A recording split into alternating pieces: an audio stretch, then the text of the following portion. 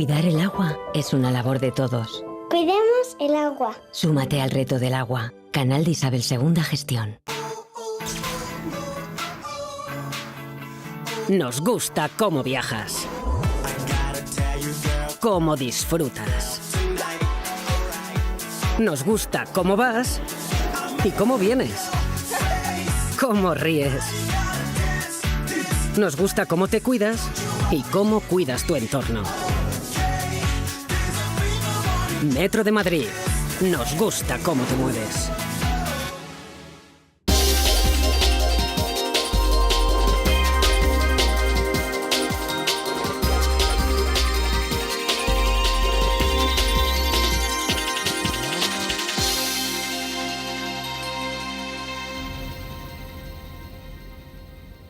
Muy buenas tardes a todos ustedes. Hoy en nuestro punto de encuentro nos vamos a encontrar de nuevo con el Foro Sociedad Civil.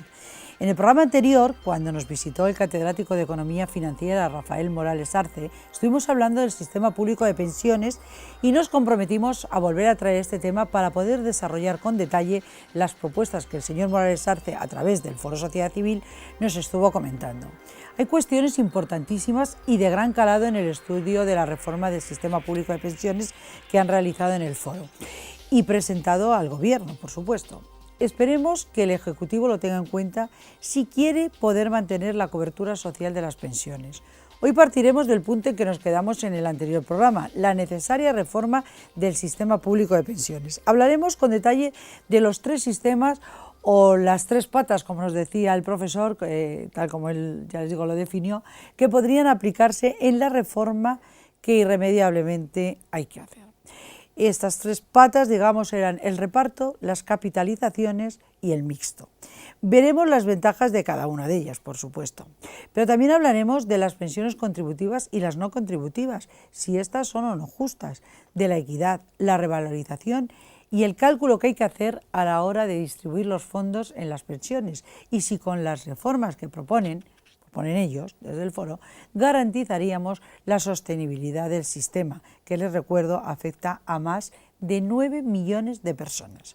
Bueno, pues además de este asunto hablaremos también de consumo y ahorro y de cómo hemos de sensibilizar a los ciudadanos, sobre todo a los jóvenes, para que entiendan que estas reformas son imprescindibles si queremos garantizar su futuro y el de sus pensiones. Y por último, si el tiempo nos lo permite, esperemos que sí, me gustaría comentar el estudio que el profesor Morales Arce acaba de hacer sobre nuestro sistema financiero y la necesidad de acometer un profundo cambio en el mismo.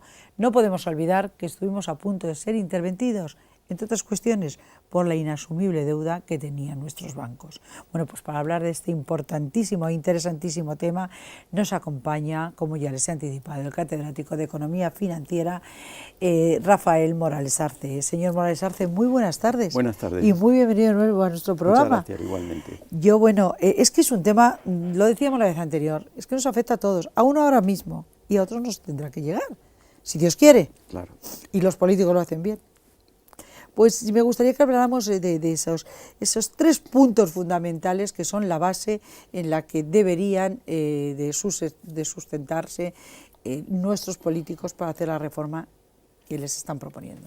Bueno, pues enlazando con lo que hablamos entonces, la mayor parte de los analistas económicos entienden que un sistema financiero viable a futuro, puesto que es un sistema cuya viabilidad no se puede limitar a 3 o 5 años, sino que tenemos que hablar de décadas, de 30, 40 años, pues podría estar sustentado en lo que yo llamaba tres patas. Una, que fuera una especie de pensión universal, igual para todos, naturalmente en función de la situación personal. ¿Y de la cotización? No, hablo de la pensión universal, que esa sería una pensión igual gratuita. Para todos. Igual para todos, en función de la situación de las personas y que debería ser financiada no por el sistema de seguridad social, sino por los impuestos generales. Una segunda, que sería la pensión contributiva, en los términos que ahora conocemos, que esa sería financiada por la seguridad social. ¿Qué es el sistema que tenemos? Que es el sistema que tenemos actualmente. Bueno, también tenemos el otro, aunque el no de es las no contributivas. El de las no contributivas, aunque no es un sistema universal, puesto que no afecta a la generalidad de la población. Como decía, esta segunda pata, que es la pensión contributiva a cargo de la Seguridad Social, podía tener como sistema de gestión bien la capitalización, como ahora diré, o bien el reparto, como es ahora. Hombre, hay diferencia entre uno y otro, sobre todo por los rendimientos que pueden proporcionar a las personas afectadas. Y después habría una tercera pata, un tercer fundamento, que sería la previsión social complementaria. ¿A base de qué? Pues de un plan de previsión asegurada, de un plan de pensiones, de un seguro de jubilación, de cualquiera de las figuras que hoy existen en España. ¿Los fondos de pensiones, por ejemplo? Sí, los fondos de pensiones. Entonces, ¿qué ocurre? Que con ese sistema obtendríamos una serie de ventajas respecto a la situación actual. En primer lugar, respecto a la pensión universal, a la primera que decía, esa debe seguir, como ahora, el método de reparto, pero no financiado, como ha estado hasta hace muy pocos años, por la Seguridad Social, puesto que la Seguridad Social se nutre de las cotizaciones de trabajadores y empresarios y solo a ellos debe revertir sus beneficios. ¿Y entonces quién lo tendría que financiar? Los impuestos generales, o sea, la hacienda pública, puesto que eso es una prestación que se decidiría en los presupuestos generales del Estado y sería financiada con los impuestos de la hacienda pública. Si le parece, vamos a hacer un inciso aquí, porque esto yo no termino de entender muy bien, o sea, entiendo muy bien la propuesta que hace, pero ¿es justo esto de la pensión universal, personas que no han cotizado, como de hecho pasa ahora con las pensiones no contributivas? Yo supongo que habrá casos excepcionales que la gente ha tratado de trabajar y no ha encontrado trabajo, pero hay otras que no son así. Claro, lo que pasa es que a mí me parece un poco injusto este reparto. No hay que olvidar que es una prestación social que en principio debería ir dirigida a aquellas personas que bien no cotizaron porque no tuvieron la oportunidad de hacerlo, porque residían en lugares en donde el único trabajo que existía era el trabajo por cuenta propia, pero no... Sí, por ejemplo, gente que trabaja en el campo. Sí, claro. Entonces, quiere decir que hay grupos de personas que no deben quedar nunca desprotegidos por el hecho de no haber trabajado. Y entonces la finalidad de esa prestación social pues es justamente la de complementar, la de facilitar un ingreso mínimo, un ingreso razonable, como existe actualmente en muchas comunidades autónomas, que hay una prestación social que reciben las personas que están en esa situación. Y yo creo que como medida de equidad social, pues es una prestación que debiera mantenerse. En cambio, la prestación contributiva, esa es completamente diferente, puesto que es el resultado de las aportaciones que han hecho los empresarios y los trabajadores a lo largo de la vida laboral y que, por tanto, tiene que tener su rendimiento en el momento en que la persona se jubila. Y la última, que es la previsión social complementaria, es para aquellas personas que, teniendo un cierto nivel de renta, que tienen un nivel de ahorro, pues les permite suscribir un fondo de pensiones, un seguro de jubilación, un plan de previsión asegurada, cualquiera de estas figuras. Esta tercera modalidad es muy importante. Bueno, por supuesto, las otras también, pero esta tercera tiene un valor que quiero resaltar aquí. En España tenemos entre aportaciones a seguros de jubilación, planes de pensiones y fondos de inversión. En el año 2014 tenemos aproximadamente unos 450.000 millones de euros. Eso es una cantidad muy importante. ¿Qué aportamos los ciudadanos a esas vías, a esas diferentes vías de cobertura de una seguridad futura, ajena a la seguridad social? Sí. Entonces, esos recursos, lógicamente, no pueden estar invertidos libremente, porque, claro, los mercados financieros tienen altibajos, claro. Y entonces tienen limitada la inversión en donde pueden realizar la aplicación de los recursos que tienen, bien en renta fija, pública o privada, bien en inmuebles, etc. Pero quiere decir que hay ahí como unos 450.000 millones, una parte de los cuales, si la legislación se flexibiliza, podría servir para financiar otras actividades económicas, por ejemplo, polarizadas en la pequeña y mediana empresa, que hoy tienen grandes dificultades de acceder a los mercados financieros, bien porque es muy caro o porque no encuentras recursos. O sea, Entonces, sería, profesor, dicho así de una forma sencillita, sería que parte se flexibilizara el destino, el sistema de inversión de esos fondos y parte de ello pudiera ser para financiar claro, a las pymes. Imagínense que una parte de esos 450.000, voy a poner una tercera parte, 150.000 millones, pudieran destinarse a financiar a esas empresas medianas y pequeñas. Eso supondría aumentar más del 10% la base del crédito actual, con lo cual muchas empresas que hoy no pueden realizar normalmente sus actividades o que no pueden invertir para mejorar sus instalaciones, crear empleo nuevo, podrían hacerlo.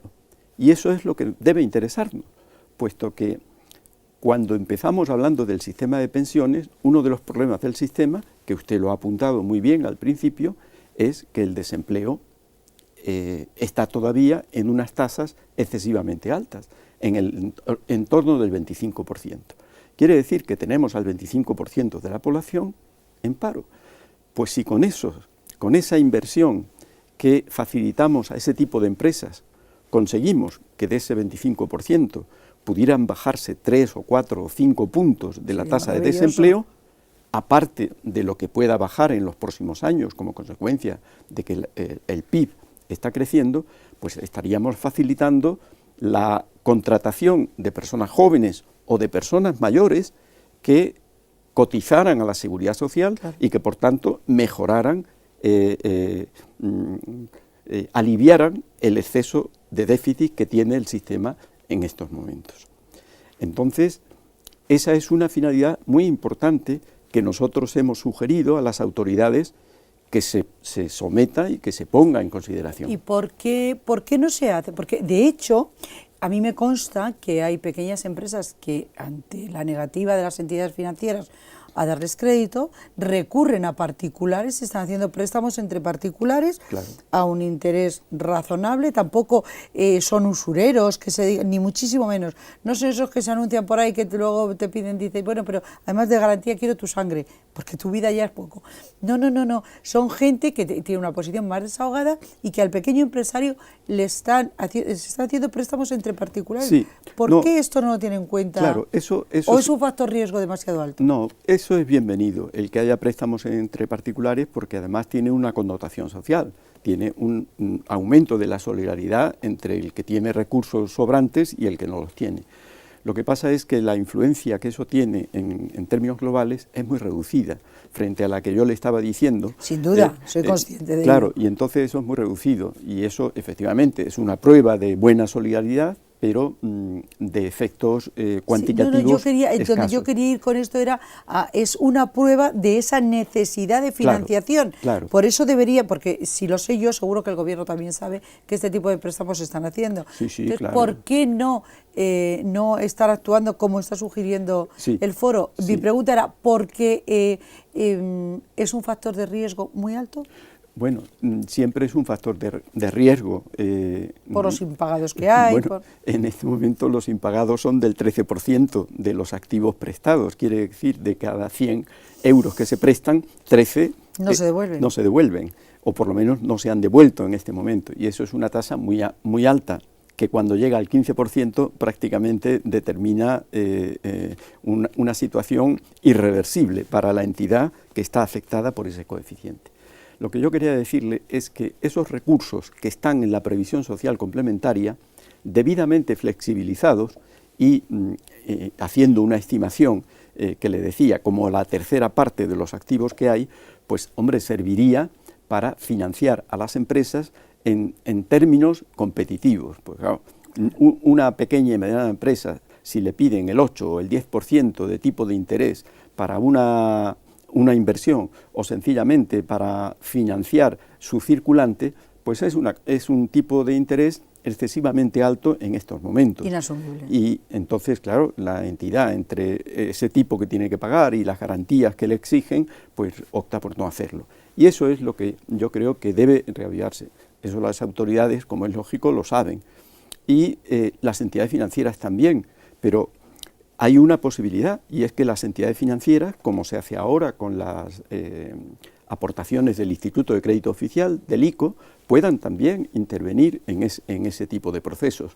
Quiere decir que hay posibilidades, especialmente teniendo en cuenta que el sistema de seguridad social, cara al futuro, va a obligar a que mucha gente, mucha más de la que ahora hay, tenga que pensar en su previsión social complementaria. Ya le daba algunos detalles el otro día, sí. Y se lo recuerdo porque tenemos un modelo hecho de que si una persona, porque el problema de la previsión social complementaria es que la gente no piensa en ello hasta que no tiene ya 60 años. Claro. Y entonces lo que tenemos que hacer es decirle, pues mire, si usted empieza con 25 años y da 288 euros mensuales, se asegura con una rentabilidad tan solo del 3% en los mercados financieros. No hay que olvidar que los mercados financieros en 40 años han crecido un 7% acumulativo anual. Pero pensando en un 3%, que es menos de la mitad, usted tenía una pensión de 1.000 euros. Pero claro, si no empieza usted con 25 años, y permítame que termine, y empieza usted con 40, ya no podría pagar 288, tendría que pagar 595 para obtener una pensión de 1.000. Y claro, si ya empieza con 50 años, que está usted a 20 años de la jubilación, pues pagando 1.167 euros, la pensión complementaria que va a tener sería de 1.000 euros, con lo cual es inaplicable.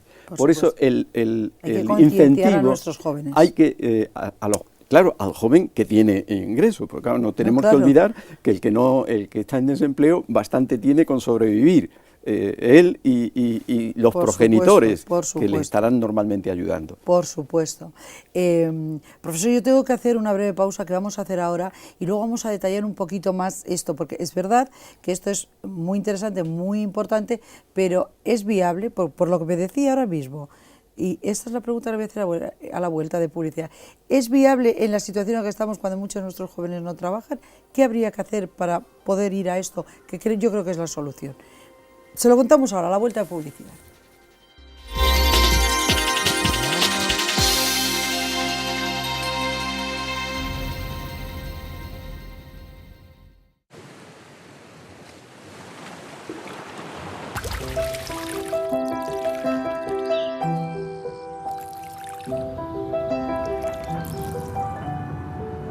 Cuidar el agua es una labor de todos. Cuidemos el agua. Súmate al reto del agua. Canal de Isabel II Gestión. Nos gusta cómo viajas, cómo disfrutas. Nos gusta cómo vas y cómo vienes, cómo ríes. Nos gusta cómo te cuidas y cómo cuidas tu entorno. Metro de Madrid. Nos gusta cómo te mueves.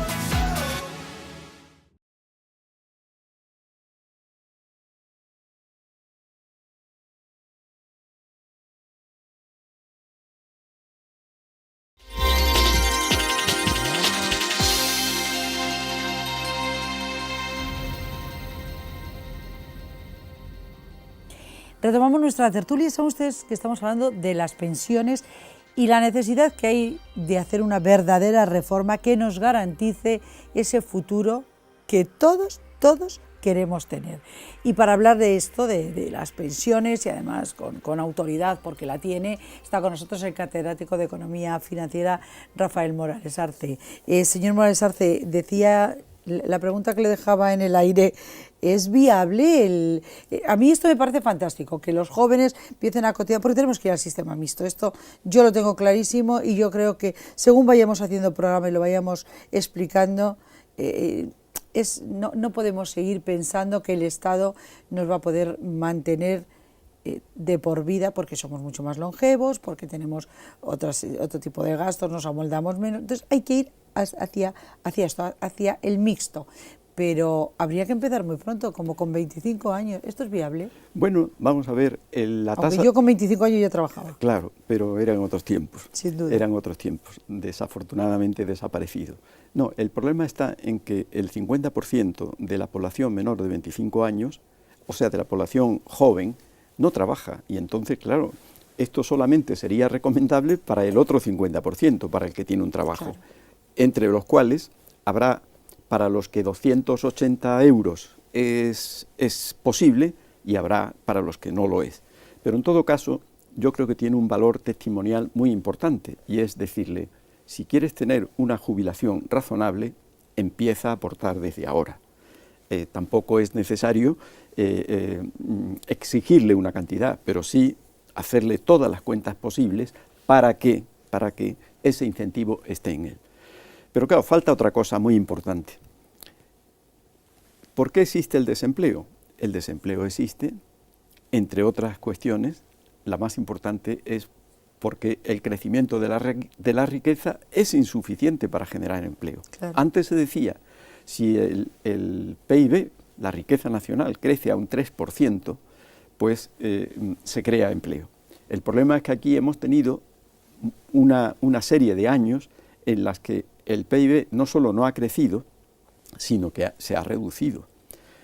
Ahora tenemos, desde el año 2014, un crecimiento previsto entre el 1,2 y el 1,4. Eso no es suficiente para recobrar el empleo. Para recobrar el empleo todavía no, pero sí es suficiente, o sea, sí es importante. Claro que es importante, para nuestro futuro, porque está cambiando la tendencia, claro. Eso es lo importante. Pero falta una cosa esencial. En España tenemos que abordar una especie de plan de desarrollo económico y social al estilo de lo que tuvimos en los años 60 del pasado siglo, lógicamente adaptados a las circunstancias en que hoy estamos. Vivimos. Ese plan de desarrollo permitiría obtener unos crecimientos de la renta muy superiores a los que ahora tenemos. Esa es la única forma, porque no hay que olvidar una cosa esencial, y es que el crecimiento de la riqueza es un indicador adelantado respecto al crecimiento del empleo. El empleo no crece al mismo tiempo que crece la riqueza. El crecimiento del empleo va con un cierto retraso respecto al crecimiento de la renta nacional. Quiere decir que si ese retraso lo tenemos en 2 o 3 años, pues tendríamos que empezar ya con un plan de desarrollo en una serie de actividades, desde las actividades agroalimentarias, por ejemplo, que en España tienen un potencial de crecimiento importante, la actividad industrial.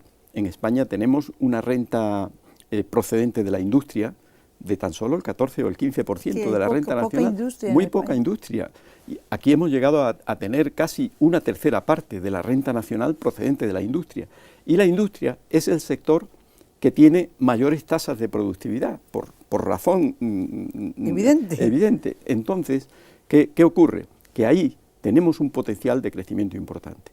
Incluso en algún subsector de la construcción, el parque de viviendas español es un parque que tiene ya un cierto deterioro. Está envejecido. Y que habría que hacer inversiones importantes en instalaciones, las instalaciones de agua dulce, instalaciones de gas, instalaciones de calefacción, etcétera, que podrían ser promocionadas a través, como se hace en alguna comunidad y como hay alguna experiencia, a base de incentivos procedentes del sector público. Y así, como estas, incluso el propio sector exportador, que aunque ahora está pasando una etapa de cierta tensión, pues también tendría que ser un factor para aumento de la competitividad. Claro, todo eso, ¿qué requiere? Pues requiere, lógicamente, un plan de estímulos, un plan de incentivos y un plan de ajustes, y especialmente para el sector público, en el que una buena parte de los recursos que gasta el sector público tenían que ser limitados, tenían que ser muy limitados, y con la única excepción de lo que son las prestaciones sociales, que yo creo que ahí sí tiene que haber una cierta sensibilidad, el resto, o sea, ese exceso de dimensión del sector público, eso como decía hoy uno de los periódicos de la mañana, de que parece que tenemos un funcionario debajo de la cama que absorbe una parte importante de los recursos públicos, con esas medidas estaríamos en una etapa bien diferente de crecimiento a la que estamos ahora. Profesor, nadie quiere acometer esa reforma. No, bueno, claro, nadie. Eso es así. ¿Por qué? Sí. Yo creo que todos intuimos los porqués. pero es triste que sabiendo, como saben nuestros gobernantes, da igual del signo político que sean, que hay que acometer la reforma de la administración y que es fundamental para el desarrollo de nuestro país, ninguno la acomete, más bien todo lo contrario. Esto no quiere decir que no tengamos que tener funcionarios, porque seguimos necesitando médicos, bomberos, profesores, en fin, todas esas profesiones que tienen que ser públicas, que dan ese servicio público, que nadie está criticando eso, pero hay otras muchas cuestiones en la administración que son insostenibles y que son las primeras que aquí se soportan. Claro. Parece mentira. Profesor, es que hemos llegado al final del programa y no hemos hablado de la reforma financiera, que además ha escrito un libro recientemente sobre ello, ha hecho un estudio, se pueden ustedes imaginar, exhaustivo y fantástico, con lo cual yo a la vuelta del verano espero verle aquí para que podamos hablar de ello. Pues hablaremos, porque la reforma del sistema financiero es muy importante. En España, la mitad del sistema financiero, que eran las cajas de ahorros, prácticamente han desaparecido. A partir de ahora van a quedar 4 o 5 cajas de ahorros y una buena parte de los bancos van a tener una transformación total, tanto en su estructura de productos y servicios como en la de su dimensión, oficinas y prestaciones, y yo con mucho gusto estoy a su disposición para venir aquí a hablar de ello cuando usted quiera. Pues yo le espero a la vuelta del verano para hablar de este importante tema que también tiene muchísima repercusión. Y además le haré una pregunta que yo tengo mis dudas, eso de esa bajada de tipo que ha obligado en el cobro de las tarjetas a las empresas, ¿no? ¿Esto va a servir para algo? ¿Al final no lo van a cargar los consumidores porque los bancos no van a perder? No, bueno, hombre, es importante esa bajada en las comisiones, puesto que eso facilitará un aumento del negocio, y el negocio de los sistemas de pago es un negocio que para la banca es muy importante. ¿Pero lo va a asumir la banca? Bueno, debería asumirlo. Pues lo asumiremos nosotros. Bueno, debería asumirlo, o por lo menos compartirlo, porque también es verdad que es una facilidad para el cliente, sí, el hecho de poder pagar con una tarjeta de crédito, con un plástico, ¿no? Bueno, pues venga, vamos a compartir ese gasto, pero sí es importante. Hay reformas que se están haciendo que son importantes y que van a tener una gran repercusión en nuestro futuro inmediato. El de a largo plazo lo dejamos para otras personas que vienen detrás, esos de los 25 años, pero no nuestro día a día. Pero ya verá, y perdone, sí. Ya verá como después de las pruebas de esfuerzo que se van a hacer justamente en estos meses de verano, en el mes de septiembre-octubre conoceremos las entidades financieras que van a seguir y las entidades que no podrán seguir, a las que se les dará un plazo para que o repongan su capital o tendrán que desaparecer. Y eso es el reto más importante que tiene el sistema financiero en estos momentos. Pues con ese reto nos quedamos y será el punto de partida en nuestro próximo programa, salvo que el Gobierno haya hecho la reforma de las pensiones y tengamos que empezar que hablar de nuevo de las pensiones. Ojalá y así fuera. Así. Profesor, muchísimas gracias por haber estado aquí un día más. Y ya le digo, hablaremos de esta reforma del sistema financiero que también hace muchísima falta. Gracias de nuevo, profesor, por estar con nosotros, el profesor Morales Arce. Nosotros nos despedimos hasta nuestro próximo punto de encuentro. Les recuerdo nuestra web, donde ya saben que pueden ver todos nuestros programas, www.puntoencuentrodigital.es, y nuestro correo, comentarios@puntoencuentrodigital.es. Y ahora también nos pueden seguir a través de este nuevo sistema que se llama streaming en Libertad Digital TV, todos los días a partir de las 12, justo después de Federico Jiménez Los Santos. Y como siempre también les digo, cada día tienen que estar ustedes ahí acompañándonos, porque si ustedes no están, esto que hacemos aquí, díganme ustedes, ¿y para qué sirve? Les espero en nuestro próximo programa. Muchas gracias y buenas tardes.